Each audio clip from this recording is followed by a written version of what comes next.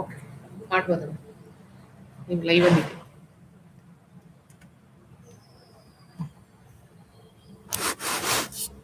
ಬಂದ್ರಲ್ಲ ಜನ, 4 ಜನ ಇದ್ದಾರೆ. ಅದು ತೋರಿಸಿ ಇಲ್ಲಿ ನಂಬರ್ ಆಫ್ ಮಾಡ್ತಾರೆ. ಶುರು ಮಾಡಲ. ಮಾಡಿ.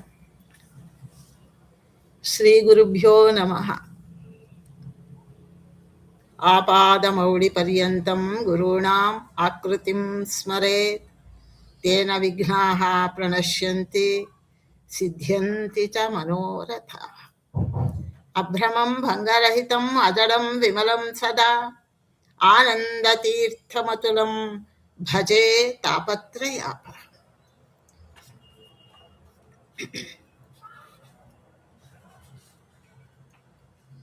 ನಮಸ್ತೆ ಶ್ರೀಪಾದರಾಜಾಯ ನಮಸ್ತೆ ವ್ಯಾಸಯೋಗಿನೇ ನಮಃ ಪುರಂದರಾರ್ಯಾಯ ವಿಜಯಾರ್ಯಾಯ ತೇ ನಮಃ. ಜಲಜ್ಯೇಷ್ಠ ನಿಭಾಕಾರಂ ಜಗದೀಶ ಪದಾಶ್ರಯಂ ಜಗತೀತಲ ವಿಖ್ಯಾತಂ ಜಗನ್ನಾಥ ಗುರುಂ ಭಜೆ. ದಾಸವರ್ಯ ದಯಾಸಿಂಧೋ ದೂರೀಕೃತ ದುರಾಶಿಷಂ ಹರಿಕಥಾಮೃತ ಸಾರವಕ್ತಾರಂ ಜಗನ್ನಾಥ ಗುರುಂ ಭಜೆ. ಪೂಜ್ಯಾಯ ರಾಘವೇಂದ್ರಾಯ ಸತ್ಯಧರ್ಮರತಾಯ ಚ ಭಜತಾಂ ಕಲ್ಪವೃಕ್ಷಾಯ ನಮತಾಂ ಕಾಮಧೇನವೇ. ಹರಿಕಥಾಮೃತ ಸಾರ ಗುರುಗಳ ಕರುಣದಿಂದಾಪನಿತು ಪೇಳುವೆ, ಪರಮ ಭಗವದ್ಭಕ್ತರಿದನಾದರದಿ ಕೇಳುವುದು. ಜಗನ್ನಾಥದಾಸಾರ್ಯರ ಹರಿಕಥಾಮೃತ ಸಾರದಲ್ಲಿ ನಾವು ನಾಂದಿ ಪದ್ಯಗಳನ್ನು ನೋಡ್ತಾ, ನಿನ್ನೆ 4 ಪದ್ಯಗಳನ್ನು ಮಾತ್ರ ನೋಡಿದ್ವಿ. ಇವತ್ತು ನಾವು 5ನೆಯ ಪದ್ಯದಲ್ಲಿ ಅವರು ಏನು ಸಂದೇಶವನ್ನು ಕೊಡ್ತಾ ಇದ್ದಾರೆ ಅನ್ನೋದನ್ನು ನೋಡೋಣ. 5ನೆಯ ಪದ್ಯ, ನಿನ್ನೆ ವಾಯುದೇವರು ಬ್ರಹ್ಮದೇವರು ಆಯಿತು. ಬ್ರಹ್ಮದೇವರು ಮತ್ತು ವಾಯುದೇವರು ಒಂದೇ ಕಕ್ಷೆಯಲ್ಲಿ ಬರ್ತಕ್ಕಂಥವರು. ವಾಯುದೇವರ ಸ್ತೋತ್ರಪರವಾದ 2 ಪದ್ಯಗಳು ಅವರಿಬ್ಬರಿಗೂ ಒಟ್ಟಾಗಿಯೇ, ಬ್ರಹ್ಮ ಹಾಗೂ ವಾಯುದೇವರು 2, 3, 4 ಪದ್ಯಗಳು ಅದನ್ನು ಒಟ್ಟಾಗಿಯೇ ಅವರಿಗೆ ಇಬ್ಬರಿಗೂ ಕೂಡ ಅನ್ವಯ ಆಗತ್ತೆ ಅನ್ನೋದನ್ನು ನಿನ್ನೆ ನಾವು ನೋಡಿದ್ವಿ. ಯಾಕೆ ಅಂದರೆ ಇಬ್ಬರು ನಿರುಪಮ ಆನಂದ ಆತ್ಮಭವರು, ಶ್ರೀಹರಿಯ ಪುತ್ರರು. ಬ್ರಹ್ಮದೇವರು ವಾಸುದೇವ ಮಾಯಾ ದೇವಿಯರ ಮಕ್ಕಳಾದರೆ, ವಾಯುದೇವರು ಸಂಕರ್ಷಣ ಮತ್ತು ಜಯಾದೇವಿಯರ ಮಕ್ಕಳು. ನಿರ್ಜರ ಸಭಾ ಸಂಸೇವಿಯರು ಇಬ್ಬರೂ ಕೂಡ. ಋಜುಗಣದ ಅರಸುಗಳು, ಸತ್ವಪ್ರಚುರರು. ವಾಣಿ ಮುಖಕ್ಕೆ ಅಂದರೆ ವಾಣಿ ಬ್ರಹ್ಮದೇವರು, ಭಾರತಿ ವಾಯುದೇವರು. ಅವರ ಮುಖಕಮಲಕ್ಕೆ ಸೂರ್ಯರಂತೆ ಇರುವವರು. ಗರುಡ ಶೇಷ ರುದ್ರರ ತಂದೆಗಳು ಅಂದರೆ ಜನಕರು ಹಾಗೂ ಜಗದ್ಗುರುಗಳಾಗಿದ್ದಾರೆ ಅಂತ ನಿನ್ನೆ ನಾವು ನೋಡಿದ್ವಿ. ಇನ್ನು ಈ ದಿನ ನಾವು ಶ್ರೀ ಸರಸ್ವತೀ ದೇವಿಯ ಸ್ತೋತ್ರ 5ನೆಯ ಪದ್ಯದಲ್ಲಿ ಏನು ಹೇಳುತ್ತಾರೆ ಅನ್ನೋದನ್ನು ನೋಡೋಣ. ಚತುರವದನನ ರಾಣಿ ಅತಿರೋಹಿತ ವಿಮಲ ವಿಜ್ಞಾನಿ ನಿಗಮ ಪ್ರತತಿಗಳಿಗಭಿಮಾನಿ ವೀಣಾಪಾಣಿ ಬ್ರಹ್ಮಾಣಿ ನತಿಸಿ ಬೇಡುವೆ ಜನನಿ ಲಕ್ಷ್ಮೀಪತಿಯ ಅಥವಾ ಲಕುಮೀಪತಿಯ ಗುಣಗಳ ತುತಿಪುದಕ್ಕೆ ಸನ್ಮತಿಯ ಪಾಲಿಸಿ ನೆಲಸು ನೀಮದ್ ವದನ ಸದನದಲ್ಲಿ. ಸರಸ್ವತೀ ದೇವಿಯರನ್ನ ಸ್ತೋತ್ರ ಮಾಡ್ತಾರೆ. ಚತುರ್ಮುಖ ಬ್ರಹ್ಮದೇವರ ಪತ್ನಿಯೇ ಚತುರವದನನ ರಾಣಿ. ಚತುರವದನ ಅಂದರೆ 4 ಮುಖಗಳುಳ್ಳಂತಹ ಆ ಬ್ರಹ್ಮದೇವರ ರಾಣಿ ಅಂದರೆ ಪತ್ನಿಯೇ. ಅತಿರೋಹಿತ ವಿಮಲ ವಿಜ್ಞಾನಿ, ಯಾವತ್ತೂ ಕೂಡ ತಿರೋಧಾನ ಹೊಂದದ ನಿರ್ಮಲವಾದ ತತ್ವಜ್ಞಾನ ಉಳ್ಳವಳು. ಸರಸ್ವತೀ ದೇವಿ ಅಂದರೆ ಏಕಪ್ರಕಾರ ಜ್ಞಾನ ಉಳ್ಳವಳು. ಆ ಜ್ಞಾನದಲ್ಲಿ, ಪರಿಶುದ್ಧವಾದ ತತ್ವಜ್ಞಾನದಲ್ಲಿ ಯಾವತ್ತೂ ಕೂಡ ವ್ಯತ್ಯಾಸ ಆಗೋಣ, ಹೆಚ್ಚು ಕಡಿಮೆ ಆಗೋಣ, ಯಾವುದು ದೋಷ ಇಲ್ಲ. ಆದ್ದರಿಂದ ತಿರೋಧಾನ ಹೊಂದದೇ ಇರುವಂತಹ ಏಕಪ್ರಕಾರವಾದ ನಿರ್ಮಲವಾದಂತಹ ತತ್ವಜ್ಞಾನ ಉಳ್ಳವಳೇ. ವೇದ ಸಮೂಹದ ಅಭಿಮಾನಿಯೇ, ಅಭಿಮಾನಿ. ಇನ್ನು ನಿಗಮ ಪ್ರತತಿಗಳಿಗೆ ಅಭಿಮಾನಿ. ನಿಗಮ ಪ್ರತತಿ ಅಂದರೆ ವೇದಗಳ ಸಮೂಹ. ಅವುಗಳಿಗೆ ಅಭಿಮಾನಿ ದೇವತೆಯಾಗಿದ್ದಾಳೆ. ಲಕ್ಷ್ಮೀ ದೇವಿಯರು ಅಭಿಮಾನಿಗಳು, ವಾಯುಬ್ರಹ್ಮರು ಅಭಿಮಾನಿಗಳು, ಹಾಗೆಯೇ ಸರಸ್ವತೀ ದೇವಿಯರು ಕೂಡ ವೇದ ಸಮೂಹದ ಅಭಿಮಾನಿ ದೇವತೆಯಾಗಿದ್ದಾರೆ. ಮತ್ತು ವೀಣೆಯನ್ನ ಕೈಯಲ್ಲಿ ಹಿಡಿದವಳೆ ವೀಣಾಪಾಣಿ ಬ್ರಹ್ಮಾಣಿ. ವೀಣಾಪಾಣಿ, ಪಾಣಿ ಅಂದರೆ ಕೈ, ಕೈಯಲ್ಲಿ ಆ ವೀಣೆಯನ್ನ ಹಿಡಿದಿದ್ದಾಳೆ. ಕಚ್ಚಪಿ ಅಂತ ವೀಣೆಯ ಹೆಸರು. ಕಚ್ಚಪಿ ಅನ್ನುವ ವೀಣೆಯನ್ನ ಹಿಡಿದಿರುವವಳೆ ಬ್ರಹ್ಮಾಣಿ. ಪರಬ್ರಹ್ಮನನ್ನ ಹರಿಯನ್ನ ಸದಾ ಚಿಂತನೆ ಮಾಡುವವಳು ಬ್ರಹ್ಮಾಣಿ. ನತಿಸಿ ಬೇಡುವೆ ಜನನಿ. ಯಾವಾಗಲೂ ಕೂಡ ಆ ಪರಬ್ರಹ್ಮನಾದ ಹರಿಯನ್ನ ಸದಾ ಚಿಂತನೆ ಮಾಡುವವಳು ಅಮ್ಮ. ಜನನಿ ಅಂದ್ರೆ ಅಮ್ಮ. ಲಕ್ಷ್ಮೀಪತಿಯ ಗುಣಗಳ ತುತಿಪುದಕ್ಕೆ, ಲಕ್ಷ್ಮೀಪತಿಯಾದಂತಹ ಆ ಪರಮಾತ್ಮನನ್ನ ಯಾವತ್ತೂ ಕೂಡ ನಾವು ಅವನ ಅನಂತ ಗುಣಗಳನ್ನ ನಮ್ಮ ಯೋಗ್ಯತಾನುಸಾರ ಸ್ತುತಿಸುವುದಕ್ಕೆ ಸದ್ಬುದ್ಧಿಯನ್ನ ಕೊಟ್ಟು, ಸರಸ್ವತೀ ದೇವಿಯೇ ನೀನು ನಮ್ಮ ಮುಖ ಮಂದಿರದಲ್ಲಿ ನೆಲೆಸು ನೀ ಮದ್ವದನ ನೆಲೆಸು ನೀ ಮದ್ವದನ. ಮದ್ವದನ ಅಂದ್ರೆ ನನ್ನ ಮುಖದಲ್ಲಿ ನೀನು ನೆಲೆಸು ಅಂತ ಹೇಳಿ ಸರಸ್ವತೀ ದೇವಿಯನ್ನ ಪ್ರಾರ್ಥನೆ ಮಾಡ್ತಾ ಇದ್ದಾರೆ. ಇಲ್ಲಿ ಬ್ರಹ್ಮಾಣಿ ಅಂದ್ರೆ ಇಲ್ಲಿ ಸಮಸ್ತ ವೇದಗಳನ್ನು ತಿಳಿದವಳು ಅಂತಲೇ ಅರ್ಥ. ಬ್ರಹ್ಮದೇವರು ಹೇಗೆ ಸಮಸ್ತ ವೇದಗಳನ್ನ ತಿಳಿದಿದ್ದಾರೆ, ಹಾಗೆಯೇ ಸಮಸ್ತ ವೇದಗಳನ್ನು ಸರಸ್ವತೀ ದೇವಿಯರು ತಿಳಿದಿದ್ದಾರೆ ಅಂತ ಹೇಳಿ. ಇನ್ನು ವೇದಾಣಿ ಅಂತಲೂ ಆಕೆಯನ್ನು ಕರೆಯುತ್ತಾರೆ. ಬ್ರಹ್ಮಾಣಿ ಅಂದ್ರೆ ವೇದಾಣಿ ಅಂತಲೂ ಅರ್ಥ. ವೇದಾಣಿ ಅಂದ್ರೆ ಸಕಲ ವೇದಗಳಿಗೂ ಕೂಡ ಆಧಾರ ಸ್ವರೂಪಳಾಗಿದ್ದಾಳೆ.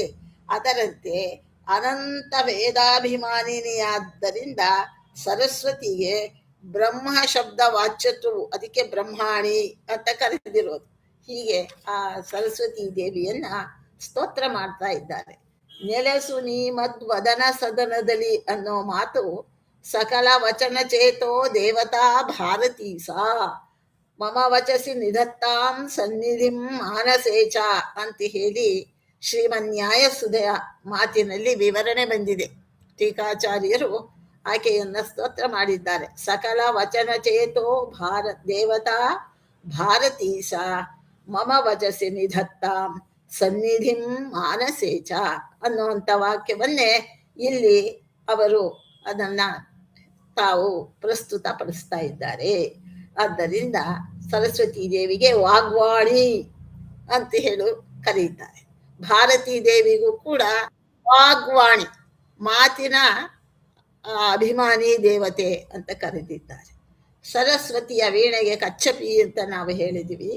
ಇದಕ್ಕೆ ದೈವಿ ವೀಣಾ ಅನ್ನೋ ಹಿನ್ನೆಲೆಯಲ್ಲಿ ಅರ್ಥವನ್ನ ನಾವು ಮಾಡಿಕೊಳ್ಬೇಕು.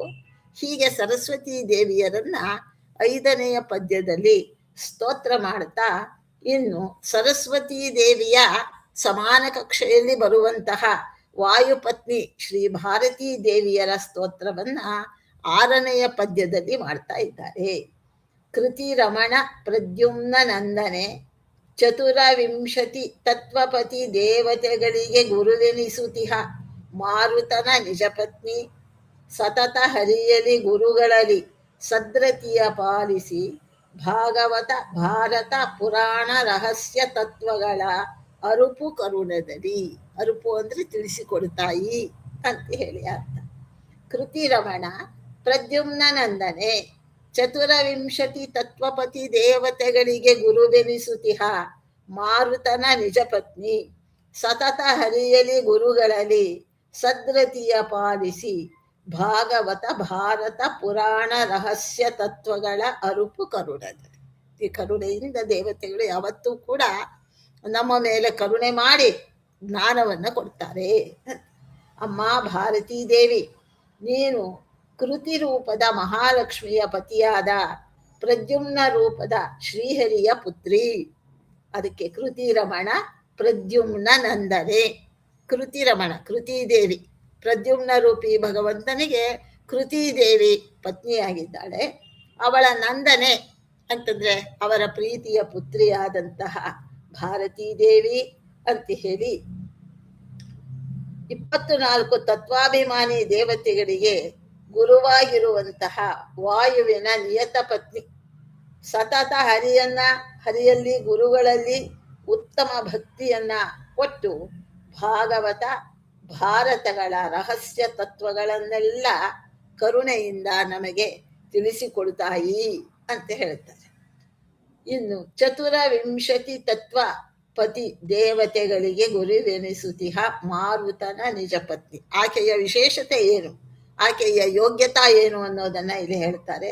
24 ವಿಂಶತಿ ಅಂದ್ರೆ 20, 24 ಅಂದ್ರೆ 24.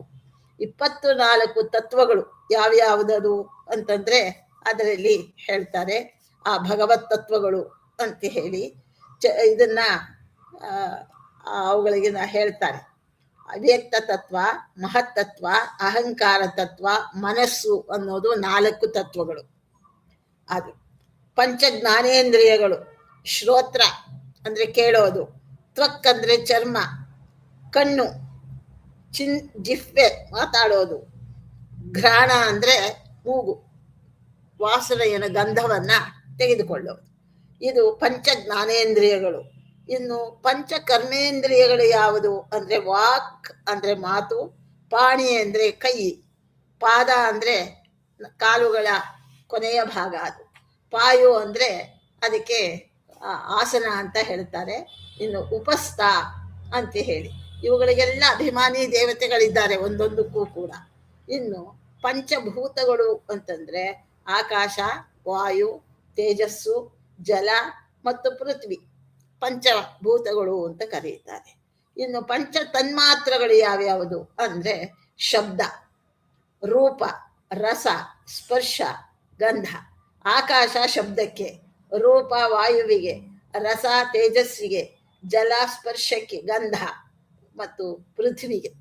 ಹೀಗೆ ಆ ಅಭಿಮಾನಿ ದೇವತೆಗಳಿದ್ದಾರೆ.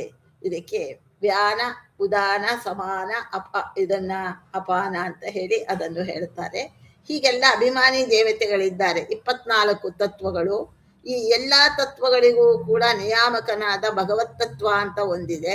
ಅದು ಸೇರಿ 25 ತತ್ವಗಳು, ಪಂಚವಿಂಶತಿ ಅಂತ ಹೇಳ್ತಾರೆ. ಇಲ್ಲಿ ಪರಮಾತ್ಮನನ್ನು ಬಿಟ್ಟು 24 ತತ್ವಪತಿ ದೇವತೆಗಳಿಗೆ ಗುರುವೆನಿಸುತ್ತಿಹ ಮಾರುತನ ನಿಜಪತಿ. ಹೀಗೆ ಪಂಚಭೂತಗಳು, ಪಂಚಕರ್ಮೇಂದ್ರಿಯಗಳು, ಪಂಚ ಜ್ಞಾನೇಂದ್ರಿಯಗಳು, ಪಂಚ ತನ್ಮಾತ್ರಗಳು, ಮತ್ತೆ ಇದನ್ನ ಅಹಂಕಾರ ತತ್ವಗಳು, ಈ ಎಲ್ಲ ಸೇರಿ 24 ತತ್ವಗಳು ಏನಿದೆ ಅವುಗಳಿಗೆ ಅಭಿಮಾನಿ ದೇವತೆಗಳಿಗೆ ಗುರು ಯಾರು ಅಂದ್ರೆ ಭಾರತೀ ದೇವಿ. 24 ತತ್ವಗಳಿಗೆ ಆಕೆ ಅಭಿಮಾನಿಯಾಗಿದ್ದಾಳೆ, ಗುರು ರೂಪದಲ್ಲಿ ಇದ್ದಾಳೆ. ಅಂತಹ ಮಾರುತನ ನಿಜ ಪತ್ನಿ, ಮಾರುತ ಅಂದ್ರೆ ವಾಯುದೇವರು, ಅವರ ಪತ್ನಿಯಾದ ನಿಜ ಪತ್ನಿ ಅಂತ ಹೇಳಿದ್ದಾರೆ. ಆ ನಿಜ ಪತ್ನಿ ಅನ್ನೋದು ಅವರೆಲ್ಲ ನಿಯತ ಪತ್ನಿಯರು. ಯಾವುದೇ ಅವತಾರ ಮಾಡಿದರೂ ಕೂಡ ಅವರು ಅವರ ಪತಿಗಳಲ್ಲಿಯೇ ತಾವು ಇದಾಗಿರ್ತಾರೆ ಹೊರತು ಬೇರೆ ಕಡೆ ಅವರ ಇದು ಹೋಗೋ ಹಾಗೆ ಸಾಧ್ಯವೇ ಇಲ್ಲ.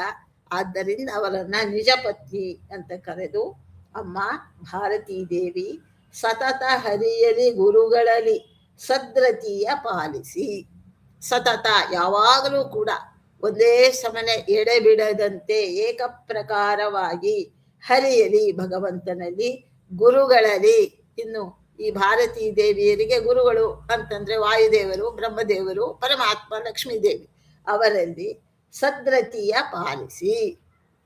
ಅವರೆಲ್ಲರೂ ಕೂಡ ಸೇರಿ ನಮಗೆ ಪರಮಾತ್ಮನಲ್ಲಿ ಮತ್ತು ಗುರುಗಳಾದ ನಿಮ್ಮಗಳಲ್ಲಿ ಸದ್ರತಿ, ಒಳ್ಳೆಯ ರತಿ ಅಂದ್ರೆ ಅಭಿಮಾನವನ್ನ, ಶ್ರದ್ಧೆಯನ್ನ, ಭಕ್ತಿಯನ್ನ. ರತಿ ಅಂದ್ರೆ ಭಕ್ತಿ ಅಂತ. ಸದ್ರತಿಯ ಉತ್ತಮವಾದ ಭಕ್ತಿಯನ್ನ ಪಾಲಿಸಿ ಭಾಗವತ, ಭಾರತ, ಪುರಾಣ ರಹಸ್ಯ ತತ್ವಗಳ ಅರುಕರುಣಲಿ.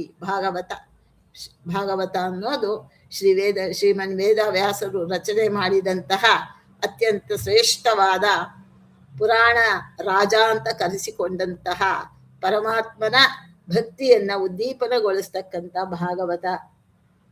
ಇನ್ನು ಭಾರತ, ಇದನ್ನ ಪಂಚಮ ವೇದ ಅಂತ ಕರೆದಿದ್ದಾರೆ. ಅಂತಹ ಮಹಾಭಾರತ ಪುರಾಣಗಳು, ರಾಮಾಯಣ ಮೊದಲಾದಂತಹ 18 ಅಷ್ಟಾದಶ ಪುರಾಣಗಳು ಇವುಗಳ ರಹಸ್ಯ ತತ್ವಗಳ ಕರುಣತೆ. ಅವುಗಳನ್ನು ಕೇವಲ ಮೇಲ್ನೋಟದಲ್ಲಿ ನಾವು ಕಥೆಗಳನ್ನು ಓದಿದಾಗ ರಾಮಾಯಣ ರಾಮಚಂದ್ರನ ಕಥೆ, ಅವನು ಇದನ್ನ ಕಾಡಿಗೆ ಹೋದದ್ದು ದಶರಥನ ಮಗನಾಗಿ ತಂದೆಯ ವಾಕ್ಯವನ್ನು ಪರಿಪಾಲನೆ ಮಾಡಲಿಕ್ಕಾಗಿ ರಾವಣ ಸಂಹಾರಕ್ಕಾಗಿ ಹೋದದ್ದು, ಇಷ್ಟೇ ಅಂತ ನಾವು ತಿಳಿಯಬಾರದು. ಅನೇಕ ರಹಸ್ಯಗಳನ್ನು ಒಳಗೊಂಡದ್ದು ರಾಮಾಯಣ. ಇನ್ನು ಮಹಾಭಾರತ ಅದು ಅಸಾಧ್ಯವಾದಂತಹ 5ನೆಯ ವೇದ ಅಂತ ಹೇಳಿ 4 ವೇದಗಳಲ್ಲಿ ಹೇಳಿದಂತಹ ಮತ್ತು ಅವುಗಳಲ್ಲಿ ಹೇಳದೇ ಇರುವಂತಹ ವಿಚಾರಗಳನ್ನು ಕೂಡ ನಮಗೆ ತಿಳಿಸಿಕೊಡುವಂಥದ್ದು ಮಹಾಭಾರತ. ಆದ್ದರಿಂದ ಅಂತ ಮಹಾಭಾರತ, ಭಾಗವತ, ರಾಮಾಯಣ 18 ಪುರಾಣಗಳು ಇವುಗಳ ರಹಸ್ಯಗಳೇ ಬೇರೆ ಇದೆ. ಅವುಗಳನ್ನು ಅರ್ಥ ಮಾಡಿಕೊಳ್ಳಲಿಕ್ಕೆ ಮಾನವರಾದ ನಮ್ಮಿಂದ ಸಾಧ್ಯ ಇಲ್ಲ. ಋಷಿ ಮುನಿಗಳು, ತತ್ವಜ್ಞಾನಿಗಳು ಮತ್ತು ದೇವತೆಗಳು ಮಾತ್ರ ಅದರ ರಹಸ್ಯಾರ್ಥವನ್ನ ತಿಳ್ಕೊಳ್ಳಿಕ್ಕೆ ಸಾಧ್ಯ. ಅಂತ ರಹಸ್ಯ ತತ್ವಗಳನ್ನ ನಮ್ಮ ಯೋಗ್ಯತಾನುಸಾರ ತಿಳ್ಕೊಳ್ಳಿಕ್ಕೆ ನೀನು ಕರುಣೆ ಮಾಡಿ ನಮಗೆ ತಿಳಿಸಿಕೊಡು, ಉಪದೇಶ ಮಾಡು, ನಮಗೆ ಅದರ ಅರ್ಥ ಆಗುವಂತೆ ಮಾಡು ಅನ್ನುವ ತತ್ವಜ್ಞಾನವನ್ನ ಅವರಿಂದ ಬೇಡ್ತಾ ಇದ್ದಾರೆ ಭಾರತೀ ದೇವಿಯರಲ್ಲಿ. ಇದನ್ನು ಹೇಳ್ತಾರೆ. ಭಾರತೀ ದೇವಿಯ ಸ್ತೋತ್ರ ಇದು. ಪ್ರದ್ಯುಮ್ನ ಸಾಕ್ಷಾತ್ ನಾರಾಯಣ, ಸಂಕರ್ಷಣ, ಪ್ರದ್ಯುಮ್ನ, ಇದನ್ನ ನಾವು ಹೇಳ್ತೇವೆ ನಾರಾಯಣ, ವಾಸುದೇವ, ಸಂಕರ್ಷಣ, ಪ್ರದ್ಯುಮ್ನ, ಅನಿರುದ್ಧ ಅಂತ ಹೇಳಿ. ಹಾಗೆ ವಾಸುದೇವಾದಿ 4 ರೂಪಗಳಲ್ಲಿ 3ನೆಯ ರೂಪವೇ ಪ್ರದ್ಯುಮ್ನ ರೂಪ.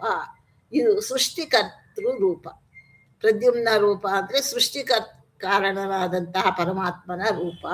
ಅದರಂತೆ ಕೃತಿದೇವಿ, ಮಾಯಾದೇವಿ ಮೊದಲಾದಂತಹ 4 ಲಕ್ಷ್ಮೀ ರೂಪಗಳಲ್ಲಿ 3ನೆಯದು.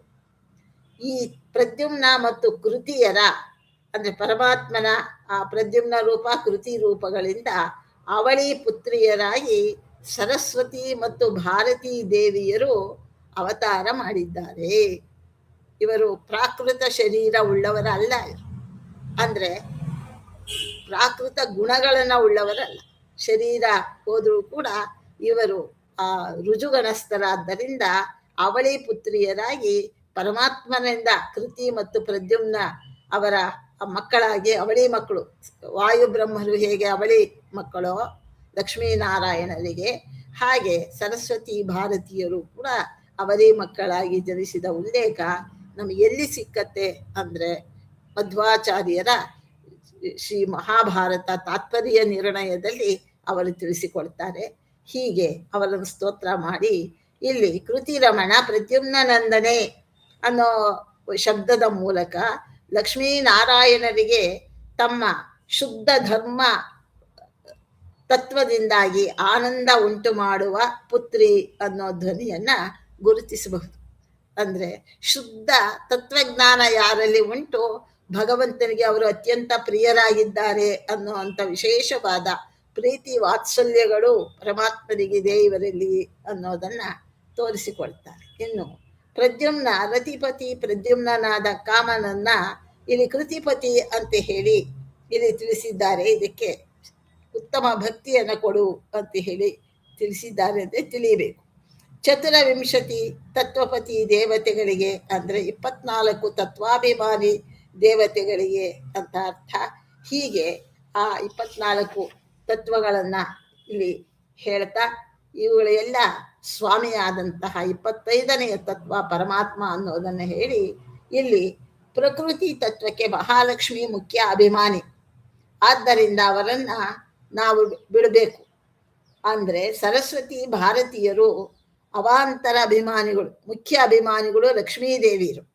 ಅವಾಂತರ ಅಭಿಮಾನಿಗಳು ಅಂದ್ರೆ ಉಪ ಅಭಿಮಾನಿಗಳು ಇವರು ಆಗಿದ್ದಾರೆ. ಇದನ್ನ ಗ್ರಹಿಸಿದರೆ ನಮಗೆ ಯಾವ ತೊಂದರೆ ಇಲ್ಲ. ಬ್ರಹ್ಮವಾಯುಗಳು ಮಹತ್ತತ್ವಕ್ಕೆ ಅಭಿಮಾನಿಗಳಾಗಿದ್ದು ಒಟ್ಟು 24 ತತ್ವಾಭಿಮಾನಿ ದೇವತೆಗಳಲ್ಲಿ ಶ್ರೇಷ್ಠರಾಗಿದ್ದಾರೆ ಅಂತ. ಹೀಗೆ ಮಾರುತನ ನಿಜ ಪತ್ನಿ ಅಂತ ಇಲ್ಲಿ ಕರೆದಿದ್ದಾರೆ. ವಾಯುದೇವರು ಭೀಮಾವತಾರದಲ್ಲಿ ಒಟ್ಟು 24 ಪತ್ನಿಯರನ್ನ ಹೊಂದಿದ್ರು ಅನ್ನೋ ಉಲ್ಲೇಖವನ್ನ ಮಹಾಭಾರತ ತಾತ್ಪರ್ಯ ನಿರ್ಣಯದಲ್ಲಿ ಹೇಳಿದ್ದಾರೆ. ಮಹಾಭಾರತದ ಆ ತಾತ್ಪರ್ಯ ನಿರ್ಣಯ ಅಂದ್ರೆ ಮಧ್ವಾಚಾರ್ಯರ ನಿರ್ಣಯಾತ್ಮಕವಾದ ಗ್ರಂಥ. ಅವರು ಯಾರು ಅಂತಂದ್ರೆ ದ್ರೌಪದಿ ದೇವಿ, ಕಾಳಿ ದೇವಿ, ಹಿಡಿಂಬಾ ದೇವಿ, ಆಮೇಲೆ ರೋಹಿಣಿ ಪುತ್ರಿ ರಾಕಾ ದೇವಿ ಅಂತ ಕರೀತಾರೆ.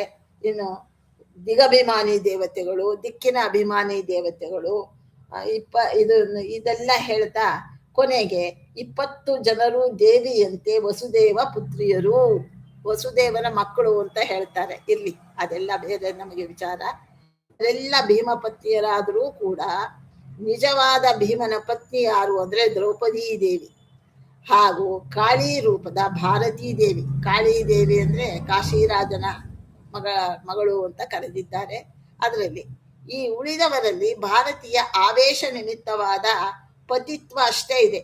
ಕೃಷ್ಣನಿಗೆ 16,108 ಮಂದಿ ಪತಿಯರಿದ್ರೂ ಕೂಡ ಅವರೆಲ್ಲರೂ ಕೂಡ ಲಕ್ಷ್ಮೀದೇವಿಯ ಅಂಶದ ಉಳ್ಳವರಾಗಿದ್ದಾರೆ, ಆವೇಶ ಉಳ್ಳವರಾಗಿದ್ದಾರೆ.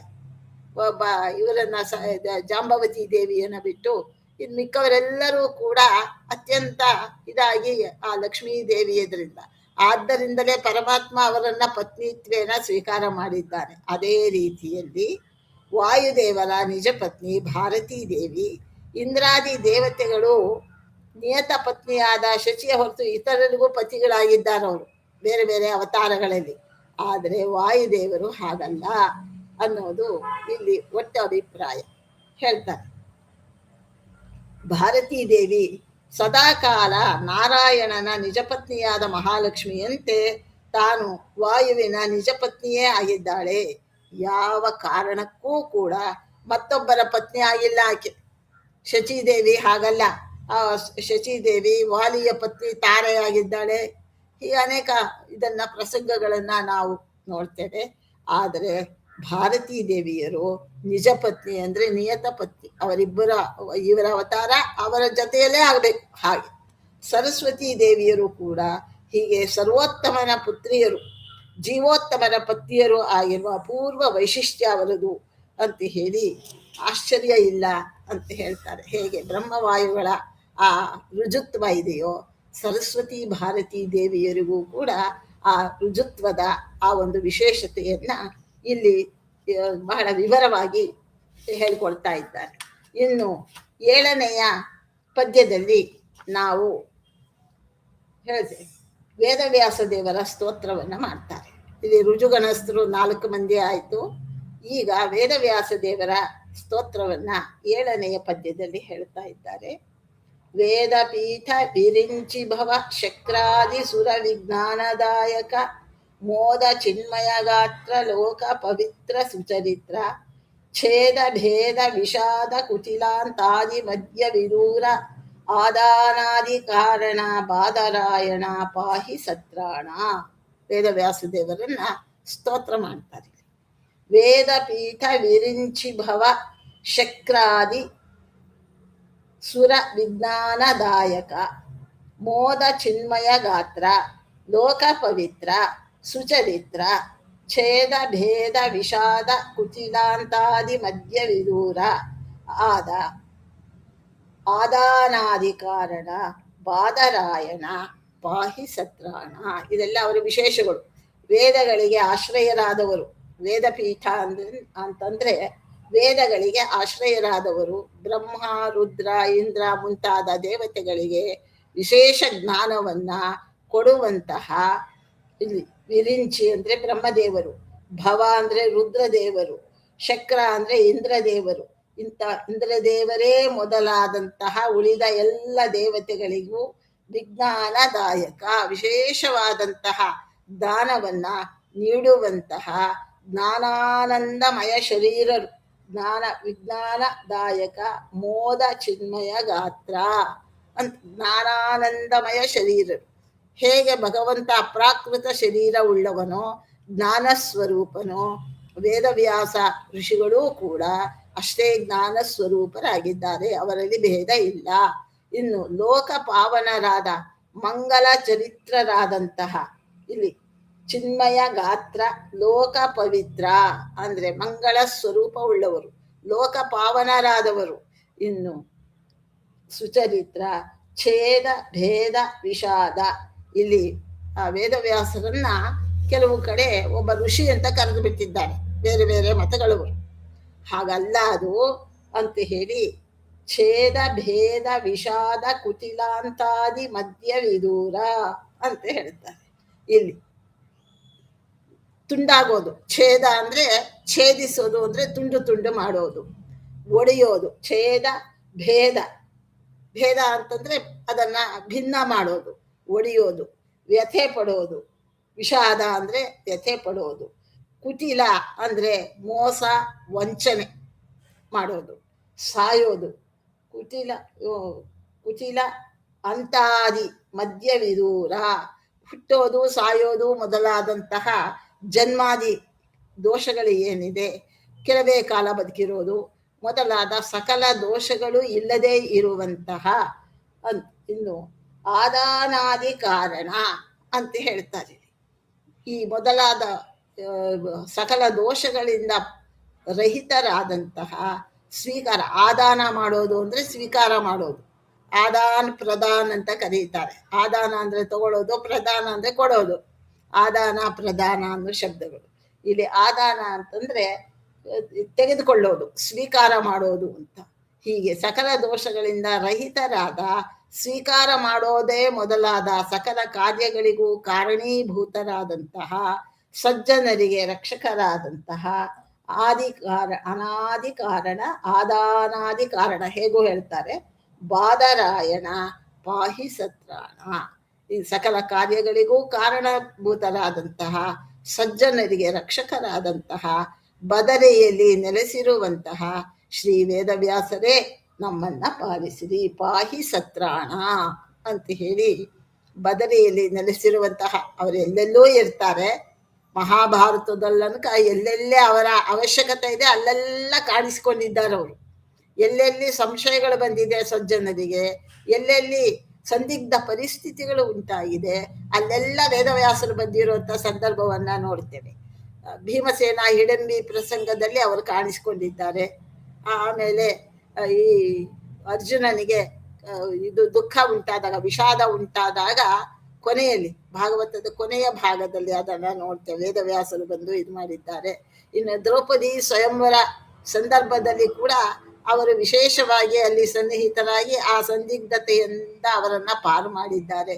ಹೀಗೆ ಅವರು ಎಲ್ಲೆಲ್ಲಿ ಬೇಕೋ ಅಲ್ಲಲ್ಲಿ ತಾವು ಸನ್ನಿಹಿತರಾಗ್ತಾರೆ. ಇದು ದೇವರಿಗೆ ಮಾತ್ರ ಸಾಧ್ಯ, ಅದನ್ನು ಇದು ಹೇಳ್ತಾರೆ. ಆದರೆ ಬದರಿಯಲ್ಲಿ ವಿಶೇಷವಾಗಿ ಅವರು ಇರ್ತಾರೆ. ಇಲ್ಲಿ ವೇದವ್ಯಾಸ ರೂಪದ ಶ್ರೀಹರಿಯ ಸ್ತೋತ್ರವನ್ನ ಬಹಳ ಚೆನ್ನಾಗಿ ಮಾಡಿದ್ದಾರೆ.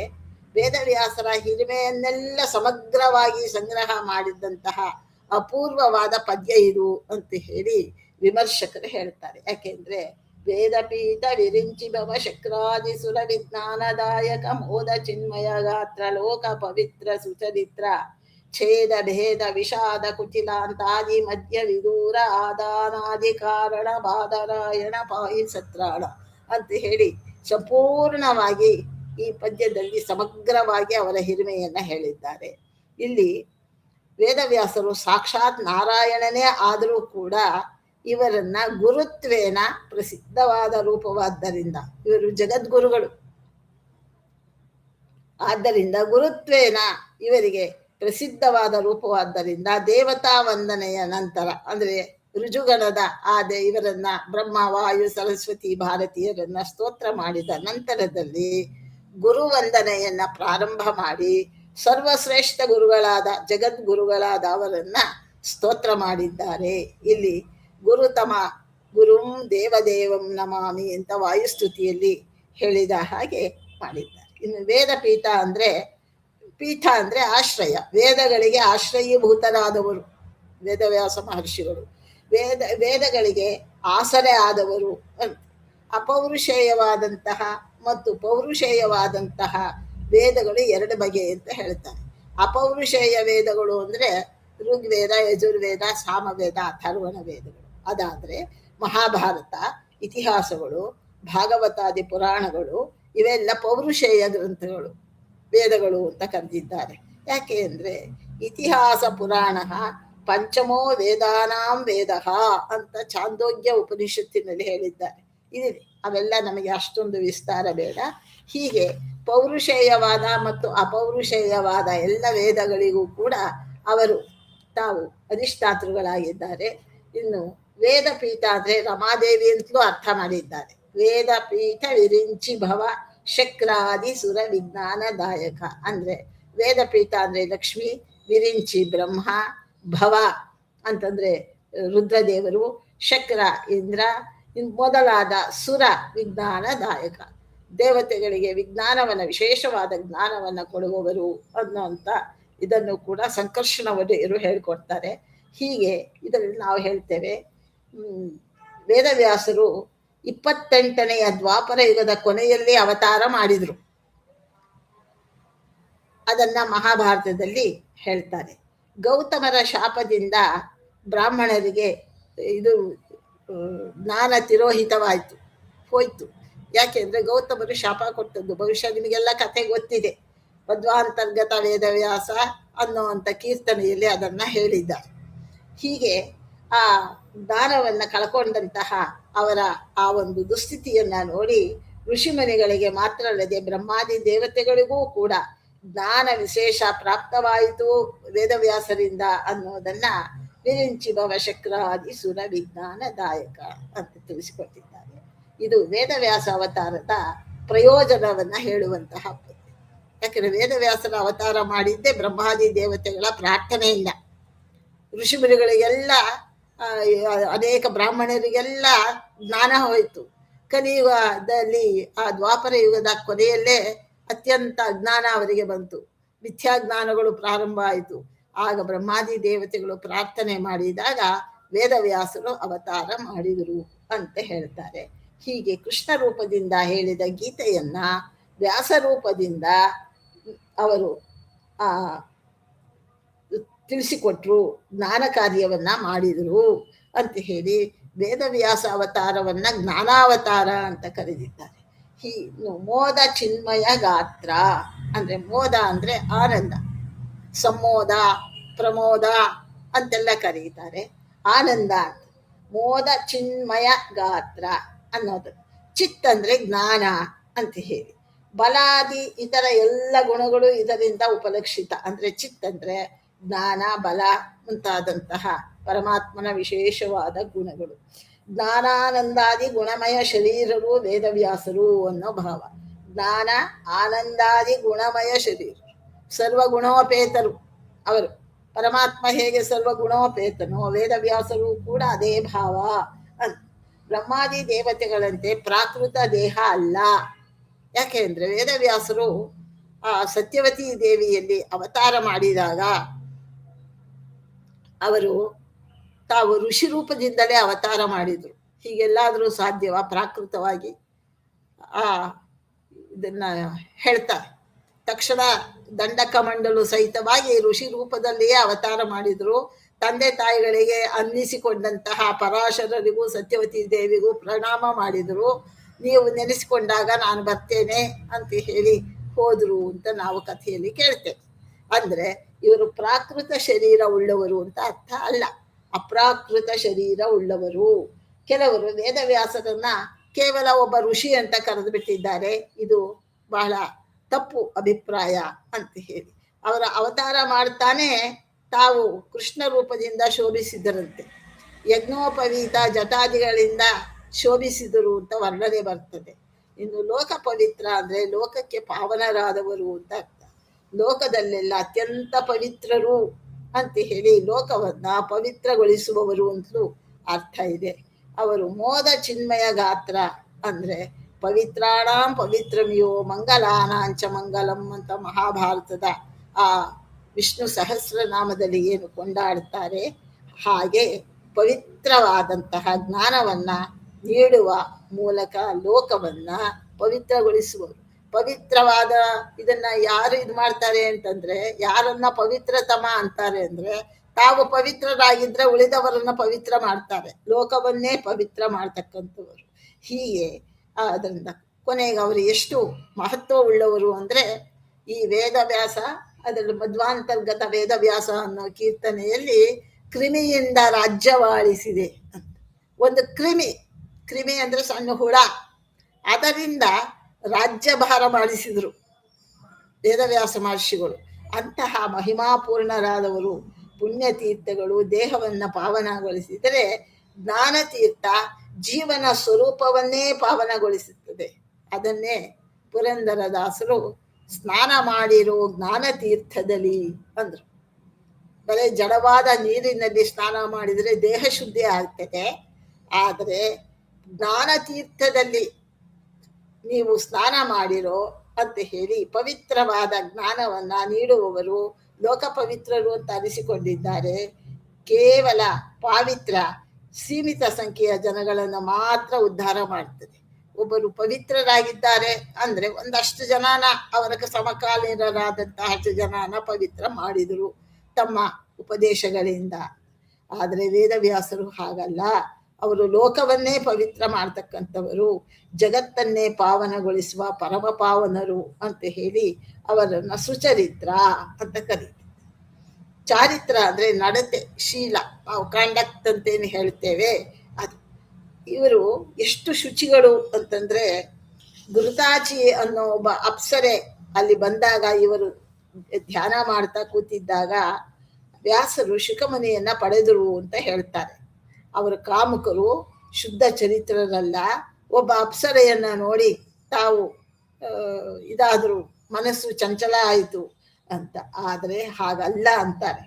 ಗುರುತಾಚಿಯೇ ವ್ಯಾಸರನ್ನ ಕಾಮಿಸಿ ಶುಕರನ್ನ ಪಡೆಯಬೇಕು ಅಂತ ಹೇಳಿ ಬಂದಿದ್ದವಳು. ವ್ಯಾಸರು ಅಸುರ ಮೋಹನಕ್ಕೆ ಅಂತ ಕಾಮಿಸಿದವರಂತೆ ನಟಿಸಿದರು. ಶ್ರೀಕೃಷ್ಣ ಪರಮಾತ್ಮ ಆ ಗೋಪಿಕಾ ಸ್ತ್ರೀಯರನ್ನ ಕಾಮಿಸಿದಂತೆ ನಟನೆ ಮಾಡಿದ. ಆದರೆ ಪರಮಾತ್ಮನಿಗೆ ಅವನು ತಾನು ಸ್ವಯಂ ಪೂರ್ಣನಾದವನು. ಅವನಿಗೆ ಯಾರಿಂದಲೂ ಕೂಡ ಅವನಿಗೆ ತನ್ನ ಬಯಕೆಗಳು ಪೂರ್ಣ ಆಗಬೇಕು ಅಂತಿಲ್ಲ. ಸ್ವಯಂ ಕಾಮಿ ಅವನು. ಲಕ್ಷ್ಮೀದೇವಿಯನ್ನೇ ಲಕ್ಷ್ಯ ಮಾಡದೇ ಇದ್ದಂತಹ ಮಹಾನುಭಾವ. ಹಾಗೇನೆ ವೇದವ್ಯಾಸರು ಕೂಡ ಕಾಮಿಸಿದವರಂತೆ ಗುರುತಾಚಿಯನ್ನು ನಟಿಸಿ ಅವಳನ್ನ ಅನುಗ್ರಹ ಮಾಡಿದರು. ಆದ್ದರಿಂದ ಅವರು ಸುಚರಿತ್ರರು ಅಂತ ಹೇಳಿ ಇನ್ನು ಅದಕ್ಕೆ ಬೇಕಾದಷ್ಟು ಉದಾಹರಣೆಗಳನ್ನು ಕೊಡ್ತಾರೆ. ವೇದವ್ಯಾಸರು ಯಾವಾಗ ಮಹಾಭಾರತದ ಕೊನೆಯಲ್ಲಿ ದ್ರೋಣಪುತ್ರರಾದಂತಹ ಅಶ್ವತ್ಥಾಮಾಚಾರ್ಯರು ಪಾಂಡವರ ವಂಶವನ್ನ ನಿರ್ವಂಶ ಮಾಡ್ತೇನೆ ಅಂತ ಹೇಳಿ ಬ್ರಹ್ಮಾಸ್ತ್ರವನ್ನು ಪ್ರಯೋಗ ಮಾಡಿದರು. ಆವಾಗ ಪರಮಾತ್ಮ ಹೇಳಿದ, ಕೃಷ್ಣ ಹೇಳಿದ, ಅರ್ಜುನ ನೀನು ಬ್ರಹ್ಮಾಸ್ತ್ರವನ್ನು ಬಿಡು ಅಂತ ಹೇಳಿ ಅರ್ಜುನನು ಬ್ರಹ್ಮಾಸ್ತ್ರವನ್ನು ಪ್ರಯೋಗ ಮಾಡಿದ. 2 ಬ್ರಹ್ಮಾಸ್ತ್ರಗಳು ಕೂಡ ಪ್ರಕಾಂಡವಾದಂತಹ ತೇಜಸ್ಸಿನಿಂದ ಪ್ರಖರತೆಯಿಂದ ಉರಿತಾ ಬರಬೇಕಾದ್ರೆ ಜಗತ್ತೇ ನಾಶವಾಗ್ತದೋ ಏನೋ ಅನ್ನುವಂತಹ ಸ್ಥಿತಿ ಬಂತು. ಆಗ ವೇದವ್ಯಾಸ ಮಹರ್ಷಿಗಳು ಅವೆರಡರ ಮಧ್ಯೆ ನಿಂತು ತಾವು ಆ 2 ಅಸ್ತ್ರಗಳ ವಿನಾಶದ ಆ ಒಂದು ಇದನ್ನ ತಡೆದ್ರು, ನಿವಾರಣೆ ಮಾಡಿದ್ರು. ಅರ್ಜುನನಿಗೆ ಅದನ್ನ ವಾಪಸ್ ಉಪಸಂಹಾರ ಮಾಡು ಅಂತ ಹೇಳಿದರು. ಉಪಸಂಹಾರ ಮಾಡಿದ. ಅಶ್ವತ್ಥಾಮಾಚಾರ್ಯರಿಗೆ ಹೇಳಿದ್ರು ನೀನು ಉಪಸಂಹಾರ ಮಾಡು ಅಂತ. ಅವ್ರಿಗೆ ಆಗಲಿಲ್ಲ ಅಂತ ಹೇಳಿ ಆ ಪ್ರಸಂಗವನ್ನ ನಾವು ಮಹಾಭಾರತದಲ್ಲಿ ಓದ್ತೇವೆ. ಇಂತಹ ಶುಚಿ ಆ ಸುಚರಿತ್ರರು ಅನ್ನೋದಕ್ಕೆ ಉದಾಹರಣೆ ಕೊಡ್ತಾರೆ. ಬ್ರಹ್ಮಾಸ್ತ್ರ ಅಂದ್ರೆ ಸಾಮಾನ್ಯವೇ ಲೋಕವನ್ನೇ ಸಂಹಾರ ಮಾಡುವಂಥದ್ದು. 2 ಬ್ರಹ್ಮಾಸ್ತ್ರಗಳು ಒಂದಕ್ಕೊಂದು ಎದುರಾಗಿ ನಿಂತಾಗ ಅವುಗಳ ಮಧ್ಯದಲ್ಲಿ ನಿಂತು ಅವೆರಡನ್ನು ತಡೆದಂತಹ ಮಹಾನುಭಾವರಾದ್ದರಿಂದ ಇವರಿಗಿಂತ ಸುಚರಿತ್ರರು ಯಾರಿದ್ದಾರೆ ಅಂತ ಹೇಳಿ ವೇದವ್ಯಾಸರ ಆ ಸುಚರಿತ್ರವನ್ನ ಇಲ್ಲಿ ಕೊಂಡಾಡ್ತಾರೆ. ಹೀಗೆ ಅಸುರ ಮೋಹನಕ್ಕಾಗಿ ಕೆಲವೊಮ್ಮೆ ಅವರು ಇದನ್ನ ತೋರಿಸಿದಂತೆ ಕಾಣ್ತದೆ. ಹೀಗೆ ಮಹಾಭಾರತ ಮುಂತಾದಂತಹ ಪ್ರಸಂಗಗಳಲ್ಲಿ ವೇದವ್ಯಾಸರ ಪೂರ್ಣವಾದಂತಹ ಅವರ ಸುಚಾರಿತ್ರವನ್ನ ಕೊಂಡಾಡ್ತಾರೆ. ಹೀಗೆ ಇನ್ನು ಬಾದರಾಯಣ ಅಂತ. ಬದರ ಅಂದ್ರೆ ಚಂದ್ರ ಅಂತ ಅರ್ಥ. ಚಂದ್ರನಲ್ಲಿ ನೆಲೆಸಿರುವವನು ಬಾದರ. ಬಾದರಾಯಣ ಅಂತಂದ್ರೆ ಇಲ್ಲಿ ಬದರಿಯಲ್ಲಿ ನೆಲೆಸಿದವರು ಅಂತ ನಾವು ಅರ್ಥ ಮಾಡ್ತೇವೆ. ಮೇಲ್ನೋಟಕ್ಕೆ ಇದು ಅವರ ವಾಸಸ್ಥಾನ ಅಂತ ನಮಗನ್ನಿಸ್ತದೆ. ಬದರಿ ಕ್ಷೇತ್ರದಲ್ಲಿ ಇವರು ಶ್ಯಾಮ ಅನ್ನೋ ಕಡೆ ಆಶ್ರಮ ಇತ್ತು ಇವರದು ಅಂತ ಹೇಳಿ ಹೇಳ್ತಾರೆ. ಇಲ್ಲಿ ಅತ್ಯುನ್ನತವಾದ ಪುಣ್ಯಕ್ಷೇತ್ರ ಬದರಿ ಕ್ಷೇತ್ರ. ಜಗತ್ತಿನಲ್ಲಿ ಬದರಿ ಕ್ಷೇತ್ರಕ್ಕಿಂತ ಮಿಗಿಲಾದಂತಹ ಪುಣ್ಯಕ್ಷೇತ್ರವೇ ಇನ್ನೊಂದಿಲ್ಲ ಅಂತ ಹೇಳಿ ಸರ್ವೋತ್ಕೃಷ್ಟವಾದ ಪುಣ್ಯಕ್ಷೇತ್ರದಲ್ಲಿ ಇವರು ನೆಲೆಸಿರುವುದರಿಂದ ಇವರು ಸರ್ವೋತ್ತಮನಾದ ನಾರಾಯಣನೇ ಇವರು ಅನ್ನೋ ಭಾವ. ಬದರಿಯಲ್ಲಿ ನೆಲೆಸಿರುವ ನಾರಾಯಣ ಸರ್ವೋತ್ತಮನಾಗಿರುವಂತೆ ವೇದವ್ಯಾಸರು ಕೂಡ ಮತ್ತೊಂದು ರೂಪದಿಂದ ಅಲ್ಲಿ ಸರ್ವೋತ್ತಮರಾಗಿದ್ದಾರೆ ಅಂತ ಹೇಳಿ ಅವರನ್ನ ವಾದರಾಯಣ ಅಂತ ಹೇಳಿ ಬದರಿ ಕ್ಷೇತ್ರ ನಿವಾಸಿ ಅಂತ ಹೇಳಿ ಕರೆದಿದ್ದಾರೆ. ಹೀಗೆ ವೇದವ್ಯಾಸರ ಶಕ್ತಿ ಅಪರಿಮಿತ. ಅದು ಶುಕಮುನಿ ಮೊದಲಾದ ಇತರರಿಗೆ ಬಂದಂತೆ ವರಾದಿಗಳಿಂದ ಬಂದದ್ದಲ್ಲ, ಅದು ಸ್ವಾಭಾವಿಕವಾದದ್ದು. ಪರಮಾತ್ಮನ ಶಕ್ತಿ ಅನಂತವಾದದ್ದು, ಮಹಿಮಾಪೂರ್ಣವಾದದ್ದು ಅನ್ನೋದನ್ನ ವೇದವ್ಯಾಸರ ಈ ಒಂದು ಪದ್ಯದಲ್ಲಿ ತಿಳಿಸಿಕೊಡ್ತಾರೆ. ಇನ್ನು 8ನೆಯ ಪದ್ಯ ವೇದವ್ಯಾಸರಾದ ಮೇಲೆ ಮಧ್ವಾಚಾರ್ಯರ ಸ್ತುತಿಯನ್ನ ಇದರಲ್ಲಿ ಹೇಳ್ತಾರೆ. ಕ್ಷಿತಿಯೊಳಗೆ ಮಣಿಮಂತ ಮೊದಲಾದ ಅತಿ ದುರಾತ್ಮರು 1+20 ಕುಭಾಷ್ಯವ ರಚಿಸೆ ನಡುಮನೆ ಎಂಬ ಬ್ರಾಹ್ಮಣನ ಸತಿಯ ಜಠರದೊಳವತರಿಸಿ ಭಾರತೀ ರಮಣ ಮಧ್ವಾಭಿಧಾನದಿ ಚತುರ ದಶಲೋಕದಲ್ಲಿ ಬೆರೆದ ಅಪ್ರತಿಮಗೊಂದಿಸುವೆ. ಮಧ್ವಾಚಾರ್ಯರಿಗೆ ವಂದನೆ ಮಾಡ್ತಾ ಇದ್ದಾರೆ. ಏನು? ಕ್ಷಿತಿಯೊಳಗೆ ಮಣಿಮಂತ ಮೊದಲಾದ ಅತಿ ದುರಾತ್ಮರು 1+20, 20 ಅಂದ್ರೆ 20, 1+ ಅಂದ್ರೆ +1, 21, 21, 21 ಕುಭಾಷ್ಯವ ರಚಿಸೆ ದುರಾತ್ಮರು ನಡುಮನೆ ಎಂಬ ಬ್ರಾಹ್ಮಣನ ಸತಿಯ ಜಠರದೊಳವತರಿಸಿ ಭಾರತೀ ರಮಣ ಮಧ್ವಾಭಿಧಾನದಿ ಚತುರ ದಶಲೋಕದಲ್ಲಿ ಮೆರೆದ ಅಪ್ರತಿಮಗೊಂದಿಸು.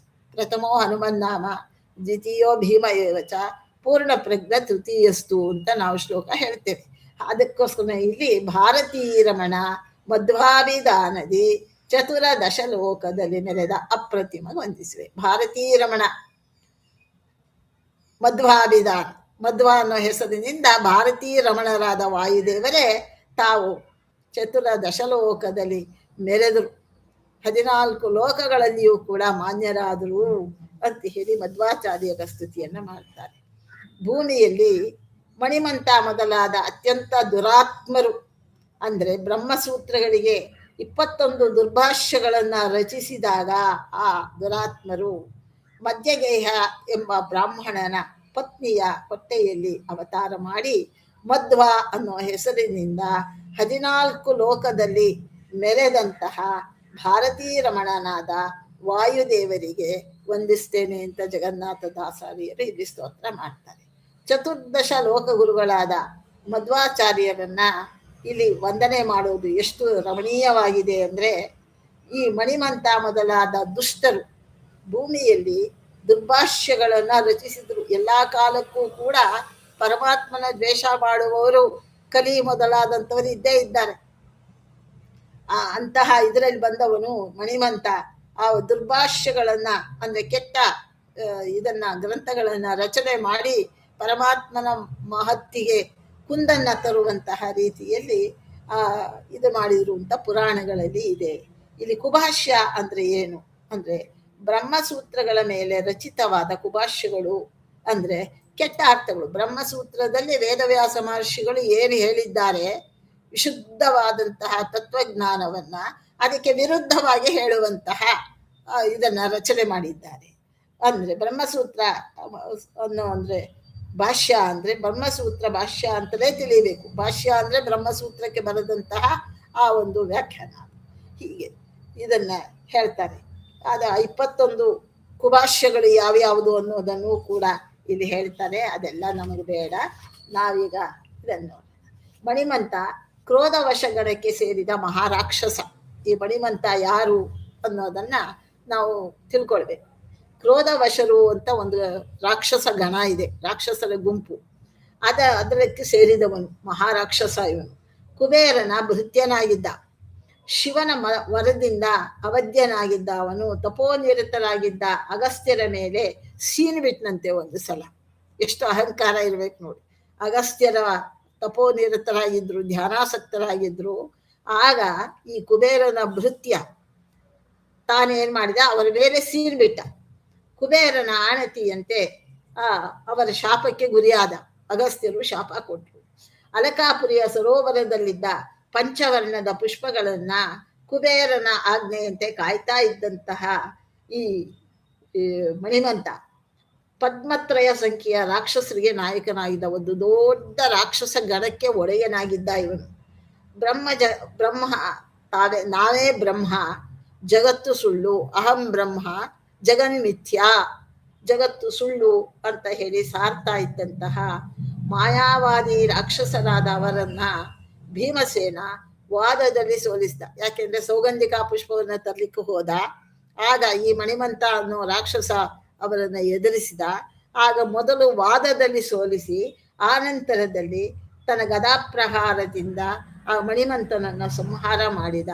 ಅವನು ಕಲಿಯುಗದಲ್ಲಿ ಮತ್ತೆ ಅವತಾರ ಮಾಡಿದ್ನಂತೆ. ಅವರು ಕೂಡ ಮಾಡ್ತಾನೇ ಇರ್ತಾರೆ ಅವತಾರ ಎಲ್ಲ ಕಾಲಕ್ಕೂ. ಕಲಿಯುಗದಲ್ಲಿ ಅವತಾರ ಮಾಡಿ ಮಾಯಾವಾದ ಮತವನ್ನ ಪ್ರಸಾರ ಮಾಡಿದ. ಅವರು ದ್ವೇಷ ಬಿಡೋದೇ ಇಲ್ಲ, ವಿಷ್ಣು ದ್ವೇಷವನ್ನ ಅವರು ಬಿಡೋದೇ ಇಲ್ಲ. ಪ್ರತಿಯೊಂದು ಇದರಲ್ಲೂ ಕೂಡ ಮತ್ತೆ ಮತ್ತೆ ಹುಟ್ಟಿ ಬರ್ತಾರೆ. ಈಗಲೂ ಇದ್ದಾರೆ ಬೇಕಾದಷ್ಟು ಮಂದಿ. ಆವಾಗ ಒಬ್ಬ ಮಣಿಮಂತ ಇದ್ರೆ ಈಗ 106 ಮಂದಿ, ಲಕ್ಷಾಂತರ ಮಂದಿ ಮಣಿಮಂತರು ಇದ್ದಾರೆ.